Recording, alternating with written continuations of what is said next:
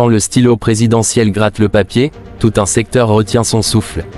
Ce 3 mars 2026, le président Paul Biya a encore fait parler l'encre en signant un décret qui pourrait peser lourd dans la balance du logement au Cameroun.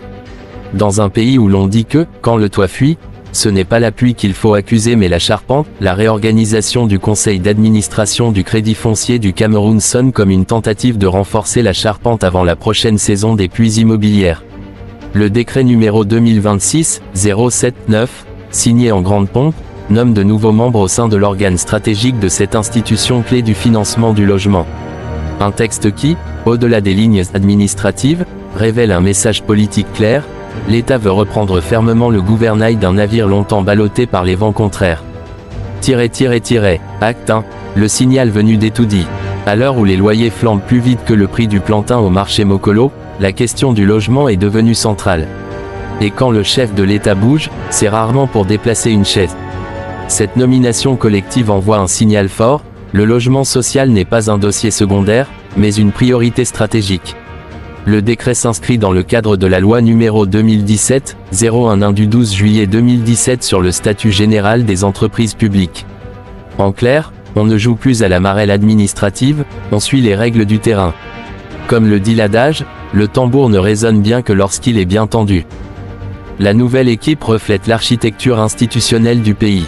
On y retrouve des représentants de la présidence, des services du Premier ministre, du ministère des Finances, du ministère de l'Économie, mais aussi des domaines et du cadastre. Autrement dit, toutes les clés du coffre sont désormais autour de la même table. Le représentant de la présidence, Florent Guiella FOE, incarne la vigilance du sommet de l'État. Quand la présidence siège, c'est que le dossier est surveillé de près. Au Cameroun, on dit souvent, l'œil du maître engraisse la chèvre. Les services du Premier ministre ne sont pas en reste. Leur présence traduit la volonté d'un suivi administratif rigoureux. Pas question que les décisions dorment dans les tiroirs comme de vieux dossiers jaunis. Le ministère des Finances entre dans la danse avec un rôle stratégique. Parce qu'au final, tout revient à la question essentielle: qui paye et comment? Le logement social n'est pas une poésie budgétaire, c'est une équation financière. Le ministère de l'Économie et de la Planification apporte la vision à long terme. Car bâtir, ce n'est pas seulement couler du béton, c'est planifier la ville de demain. Et comme le dit le proverbe, celui qui construit une maison pense à la saison des pluies. La présence du ministère des Domaines rappelle que le foncier est le nerf de la guerre. Sans terrain sécurisé, pas de maison. Sans cadastre clair, pas d'investissement durable.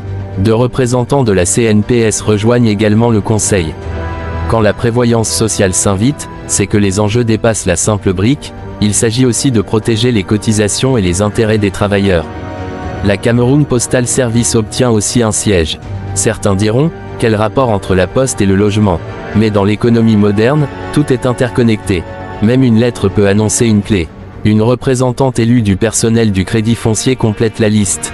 Une voix interne pour rappeler que derrière les chiffres, il y a des femmes et des hommes. Le décret prévoit également la désignation prochaine d'un administrateur indépendant. Une touche de gouvernance moderne, pour rassurer les partenaires et les régulateurs. La durée du mandat est fixée à 3 ans, renouvelable une seule fois. Une manière d'éviter que les fauteuils ne deviennent des propriétés privées. Pour certains membres, le mandat dépendra de l'avis de la COBAC. La régulation bancaire veille, et dans ce domaine, mieux vaut prévenir que guérir. Au final, ce premier acte ressemble à une mise en place méthodique des pièces sur l'échiquier. Reste à savoir si la partie sera gagnante. Acte 2, le Crédit foncier, entre espoir et attente. Créé en 1977, le Crédit foncier du Cameroun est l'instrument privilégié de l'État pour financer le logement social. Depuis près d'un demi-siècle, il porte l'espoir de milliers de familles. Mais entre les ambitions affichées et les réalités du terrain, l'écart est parfois large.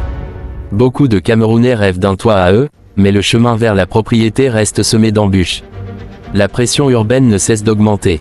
Yaoundé et Douala s'étendent, les quartiers poussent plus vite que les routes. Quand la population court, l'urbanisme doit marcher vite, dit-on. Le logement social est devenu un enjeu social et politique. Une maison, ce n'est pas qu'un mur, c'est la dignité, la stabilité et la sécurité d'une famille. Avec ce nouveau conseil, l'État semble vouloir redonner un second souffle à l'institution. Comme on dit au village, quand le puits se tarit, on ne casse pas la calebasse, on creuse plus profond. Les attentes sont énormes. Les jeunes ménages espèrent des conditions d'accès plus souples. Les fonctionnaires rêvent de prêts plus accessibles. Les promoteurs immobiliers attendent des signaux clairs. Car sans financement structuré, les chantiers restent des squelettes de béton. La question de la gouvernance est centrale. Un conseil solide peut impulser des réformes audacieuses. Mais les Camerounais sont prudents. Ils ont appris que les décrets ne construisent pas les maisons, ce sont les actes qui élèvent les murs. Le défi est aussi financier. Les ressources doivent être mobilisées efficacement. La transparence sera scrutée. À l'ère des réseaux sociaux, tout se sait, tout se commente. Le rôle de la COBAC rappelle que le secteur bancaire reste sous haute surveillance. La crédibilité du crédit foncier dépendra de la cohérence entre promesses et réalisations. Les partenaires internationaux observent également ces changements. En somme, ce deuxième acte pose la grande question, ce conseil sera-t-il un simple décor ou le moteur d'une véritable relance ? Acte 3, enjeux politiques et message national. Dans un contexte politique sensible, chaque nomination porte un message. Rien n'est laissé au hasard. Renforcer une institution stratégique, c'est aussi renforcer la confiance. Le logement touche toutes les couches sociales. C'est un thème transversal. Le décret publié en urgence montre la volonté d'aller vite.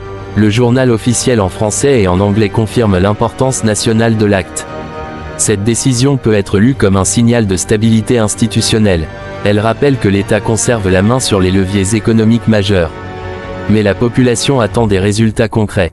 La parole est comme l'œuf, une fois cassée, on ne la ramasse pas. Les promesses engagent. Le nouveau conseil devra transformer la stratégie en action visible. Les jeunes générations scrutent les décisions publiques. La question du logement influence aussi la paix sociale. Un toit stable réduit les tensions et renforce la cohésion. Ce décret ouvre donc une nouvelle page. Reste à écrire l'histoire. Conclusion. Au final, ce décret signé à Etoudi dépasse la simple formalité administrative. Il s'agit d'un repositionnement stratégique autour d'une institution clé du financement immobilier. Dans un Cameroun en pleine mutation urbaine, où la demande en logement décent ne cesse de croître, le renforcement du conseil d'administration du crédit foncier apparaît comme une tentative de remettre les fondations à niveau avant de bâtir plus haut. Mais comme le dit un proverbe africain, on ne juge pas la danse au son du tam-tam, mais au pas du danseur. Les Camerounais attendent des résultats palpables, plus de logements accessibles, des procédures simplifiées, une gestion transparente et efficace. La balle est désormais dans le camp des nouveaux administrateurs. Leur mission est claire, transformer l'espoir en béton, et le décret en clé remise aux familles. Et vous, pensez-vous que cette nouvelle équipe pourra réellement relancer le logement social au Cameroun ? Donnez votre avis en commentaire. Si vous voulez plus d'analyses engagées, pertinentes et sans langue de bois, abonnez-vous et activez la cloche. Parce que l'actualité ne dort jamais, et nous non plus. Acte 4, la gouvernance à l'épreuve des faits. Un conseil d'administration, ce n'est pas une simple réunion autour d'une grande table climatisée. C'est le cerveau stratégique d'une institution. Et au Crédit foncier du Cameroun, ce cerveau devra fonctionner sans migraine. La gouvernance moderne exige plus que des titres et des costumes bien taillés. Elle réclame de la compétence, de la rigueur et surtout de la redevabilité. Car aujourd'hui, les citoyens ne se contentent plus des communiqués officiels, ils veulent des chiffres, des résultats et des explications. Dans un contexte où la transparence est devenue une exigence mondiale, chaque décision prise au sein du Conseil sera scrutée. Le soleil finit toujours par éclairer la case du chef, dit un proverbe. Rien ne reste caché éternellement. La présence annoncée d'un administrateur indépendant sera un test majeur. Sera-t-il réellement indépendant ou simplement indépendant de nom ? La crédibilité du dispositif en dépendra largement. Le défi sera aussi technique. Le financement immobilier est un domaine complexe, sensible aux variations économiques, aux taux d'intérêt et aux contraintes réglementaires, imposées notamment par la Commission bancaire de l'Afrique centrale. Le Conseil devra arbitrer entre prudence bancaire et audace sociale. Trop de prudence bloque les prêts. Trop d'audace expose aux risques financiers. L'équilibre sera subtil. Il faudra également moderniser les procédures internes. À l'ère du numérique, on ne peut plus gérer des crédits comme en 1980. Le monde avance, et les institutions doivent courir pour ne pas rester derrière. Les délais de traitement des dossiers seront un indicateur clé. Car pour beaucoup de familles, l'attente d'un crédit ressemble parfois à une saison sèche interminable. La question des garanties exigées devra aussi être revisitée. Beaucoup de Camerounais ont des revenus modestes mais réguliers. Adapter les critères pourrait ouvrir des portes. La lutte contre les lourdeurs administratives sera cruciale. Quand la route est pleine de trous, même la meilleure voiture avance lentement. Le Conseil devra aussi renforcer la communication institutionnelle.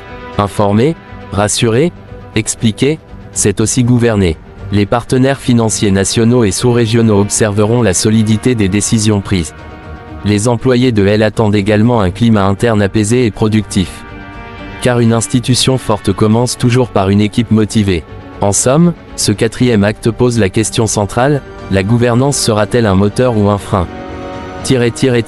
Acte 5, le logement social, une urgence nationale. Au Cameroun, le logement n'est pas un luxe, c'est une bataille quotidienne.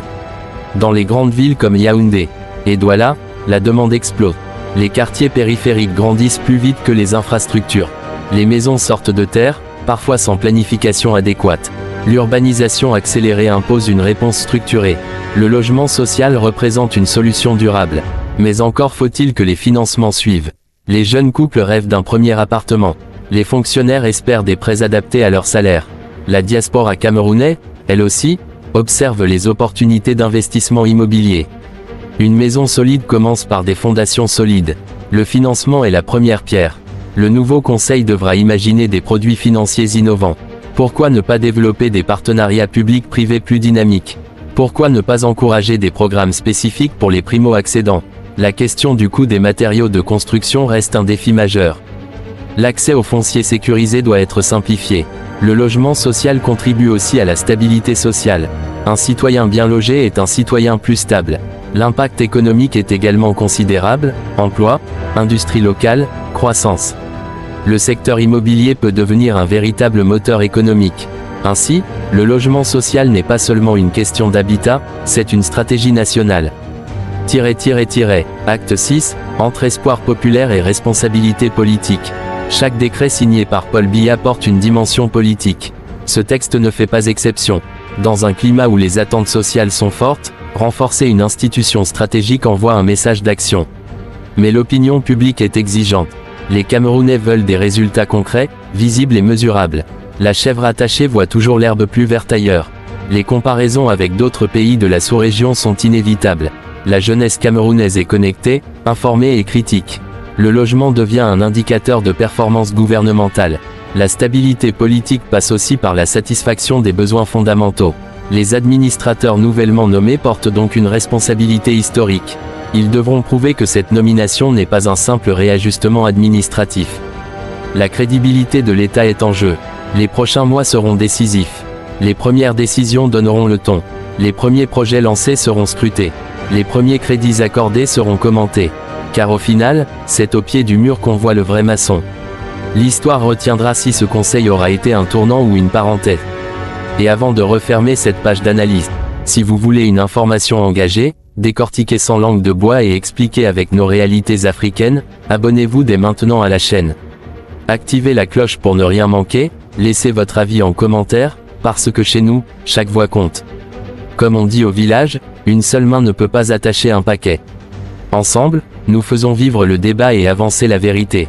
Alors abonnez-vous, partagez, commentez, et restons connectés à l'essentiel de l'actualité. Alarme feu.